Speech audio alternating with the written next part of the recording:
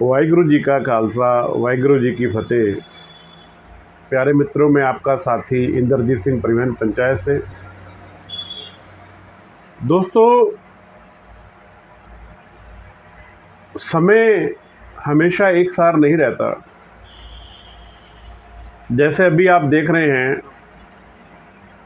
कि प्रदूषण प्रदूषण प्रदूषण के नाम पर बहुत सी पॉलिसियां बनाई जा रही हैं, पर जहां तक मैंने अध्ययन किया है,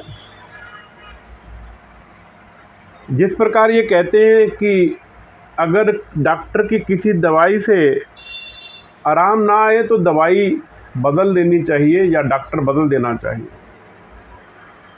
आज का विषय पॉल्यूशन के ऊपर जो गाड़ियों पर रोक लगी है उस बारे में मैं चर्चा करने जा रहा हूँ। दिसंबर 2015 के अंदर सुप्रीम कोर्ट का ये आदेश था, एनजीटी का ये आदेश था कि दिल्ली के अंदर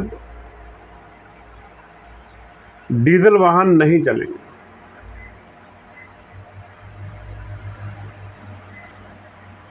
मई 2016 के अंदर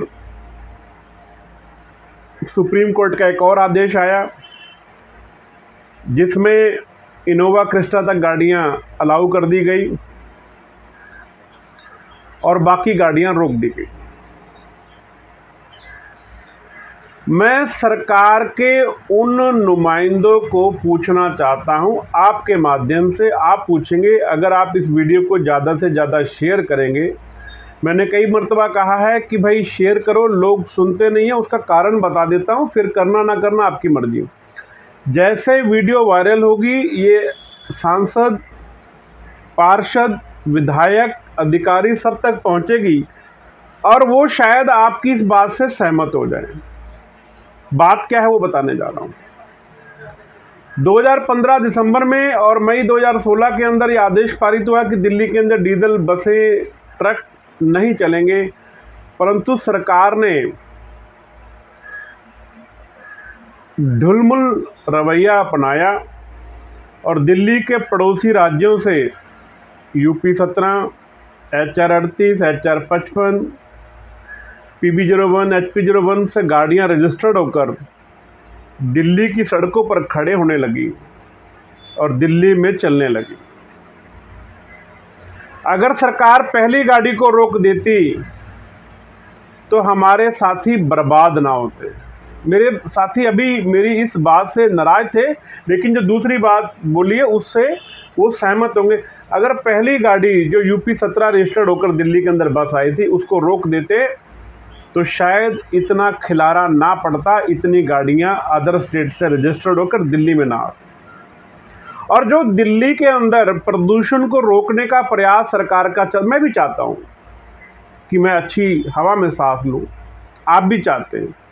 सरकार अपने ड्यूटीज जो हैं उनको भूले बैठी है। सरकार का पहला फर्ज था कि दिल्ली के अंदर किसी भी अन्य राज्य से गाड़ी को नहीं आने देती। जैसे लोडिंग गाड़ी पे इन्होंने 1000 रुपया ग्रीन टैक्स का लगा दिया, तो क्या 1000 रुपया देने से क्या वो गाड़ी अब वो प्रदूषण मुक्त हो गई है?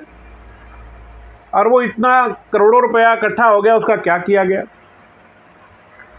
दिल्ली में अंदर सबसे ज़्यादा डस्ट पार्टिकुलर जो होते हैं, जो धूल के कण हैं, वो सबसे ज़्यादा हैं और वो रोड साइड पर हैं। रोड साइड पर अक्रोचमेंट है, कोई रेडी लिए खड़ा है, कोई दुकानदार ने आगे बढ़ा दिया, किसी ने इम्प्रॉपर पार्किंग कर दी, और जो सड़कें 100 फीट की थी वो सड़कें घटकर 20 फुट, 25 फुट, 30 फुट रह गई।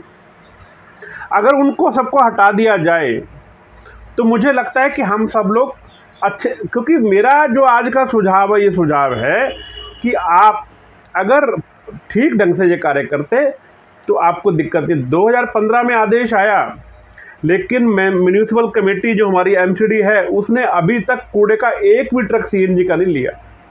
और दिल्ली के अंदर वो कितने चक्कर मारते हैं, हर क्षेत्र से निकलते हैं।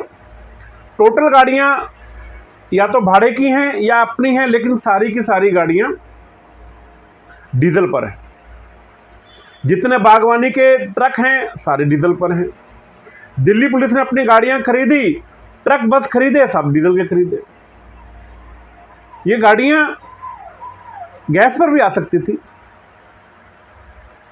दिल्ली के अंदर अभी पीसीआर वैन आई हैं, वो सब डीजल की आई हैं, पेट्रोल की आई हैं। वो सीएनजी पर लाई जा सकती थी, इलेक्ट्रिक पर लाई जा सकती थी। सरकारी तंत्र जितना भी है वो अपनी सारी गाड़ियां इलेक्ट्रिक पे ला सकता था। जितने दिल्ली के सांसद हैं उन सबको जो गाड़ियां दी गई हैं वो इलेक्ट्रिक दी जा सकती थी।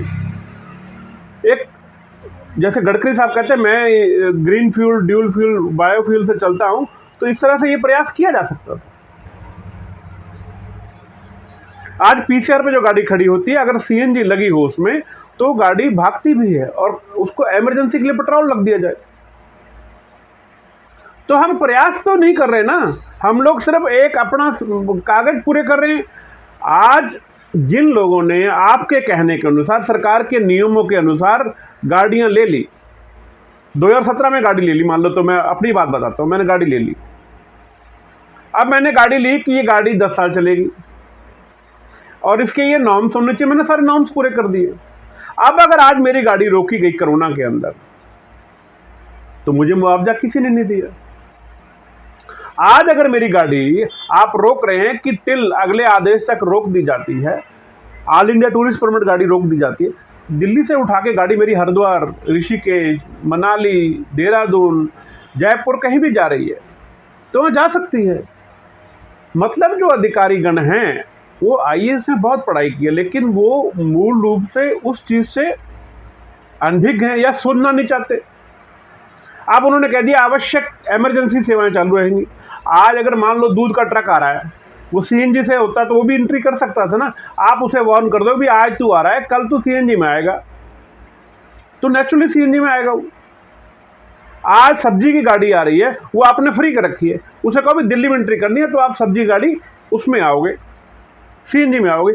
आप लोग दिल्ली के सराउंडिंग 4 जो सुप्रीम कोर्ट ने कहा था, सुप्रीम कोर्ट ने ये कहा था कि जब सीएनजी आई थी 95 के अंदर, सुप्रीम कोर्ट ने कहा था कि भाई आप ये सुनिश्चित करें कि दिल्ली के चारों दिशाओं पर इंटरस्टेट बस टर्मिनल होंगे। क्या सरकार ने बनाए? क्या सरकार ने 4 बस अड्डे चारों दिशाओं में बनाए? आज काले खां बस अड्डा है, काले खां जयपुर जाने वाली बस पूरी दिल्ली को रौंदते हुए जाती है। मतलब आप करना क्या चाहते हैं? आप अपने तो हाथ पर हाथ धर के बैठे हुए हैं। आज आपको चाहिए कि दिल्ली के बॉर्डर, सिंघू बॉर्डर पे या नरेला के पास बस स्टैंड बना दें जो आईएसबीटी पे है, कश्मीरी गेट पे है, ट्रैफिक बाहर का बाहर रह जाए। जितनी गाड़ियां दंगे मार जिसे कहा जाता है, जो रात्रि सेवा में चलती गाड़ियां हैं, जो 2 नंबर की गाड़ियां हैं, वो सारी गाड़ियां पुरानी दिल्ली रेलवे स्टेशन पर आती हैं, आईएसबीटी, उन सबको दिल्ली के बॉर्डर्स पे खड़ा कर दिया जाए। जितने ट्रक आते हैं उन ट्रक्स को कहा जाए कि आप जितने दिल्ली के बॉर्डर हैं वहां पर गोडाउन बने, वहां पर आप गाड़ी अपनी रोकेंगे। यहां से हमारे पास इलेक्ट्रिक स्कूटर हैं या सीएनजी के स्कूटर हैं, ऑटो जो हैं या टेम्पो है, उनसे वहां माल पहुंचाया जाए। आज जो एक ठेला, जो आज एक टेम्पो सदर बाजार से माल लेके कुतुब रोड या मिठाई पोल या जातपुर आता है, उसको हायर करके सीधा बॉर्डर पे भेजा जाए। आपने सराउंडिंग में फेयरवेल बना दिया कि ये गाड़ियां बाहर से बाहर जाएंगी, पर अभी मैं देखता हूं दिल्ली से, चंडीगढ़ से जयपुर गाड़ी दिल्ली के अंदर से गुजरती जा रही है, गुड़गांव से चंडीगढ़ गाड़ी दिल्ली में से गुजरती जा रही है। आप अपनी जिम्मेवारी कब समझेंगे? मेरा कुल मिला के कहना यह है, आज अगर मेरी टैक्सी, मेरा टेम्पो ट्रैवलर, मेरी बस अगर खड़ी होती है तो उसका मुआवजा कौन मुझे देगा? किसकी गलती है कि सजा मैं क्यों भुगतूं? मेरे को जब रजिस्टर्ड किया गया तब कहा गया कि ये गाड़ी आपकी इतने साल चलेगी। मैंने गाड़ी ले ली, अपना बजट बनाया। अब उस बजट को अगर कोई बिगाड़ रहा है तो उसका जिम्मेवार कौन है? क्या दिल्ली के 7 सांसद मौन हैं, या सिर्फ उनको मोटी मोटी पगार लेना, मोटे मोटे भत्ते लेना आता है, या सिर्फ उनको अपने फंक्शंस में जाना आता है? क्या उनका हक नहीं बनता कि दिल्ली की आवाज़ उठाएं? अगर दिल्ली में कोई परेशानी है तो दिल्ली का एक भी सांसद नहीं बोला। अगर वो सांसद बोलते तो शायद हमें इस समस्या का हल ना करना पड़ता, हमें परेशानी ना झेलनी पड़ती। पार्लियामेंट में कानून वो बनवाते हैं, इसीलिए मैंने सांसदों का जिक्र किया।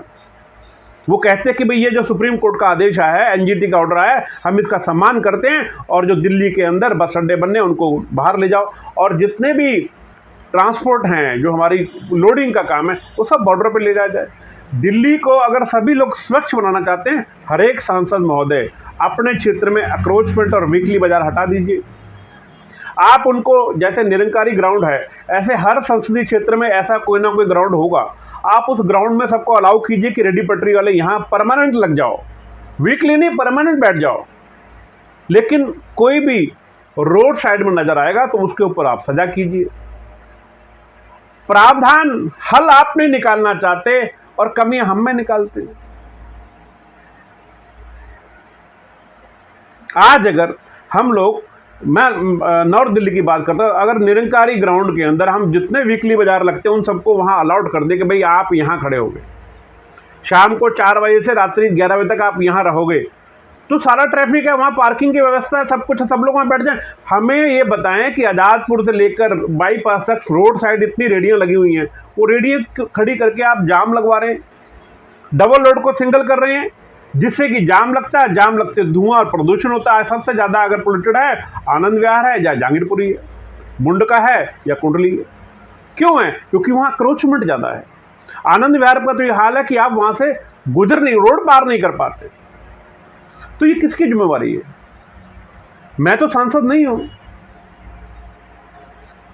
तो मित्रों, अगर आपको वीडियो अच्छी लगे तो आप ज़्यादा से ज़्यादा शेयर करें और कोशिश करें जो आपसे वोट मांगने आता है उस तक ये वीडियो जरूर पहुंचाएं। वाहिगुरू जी का खालसा, वाहिगुरू जी की फतेह।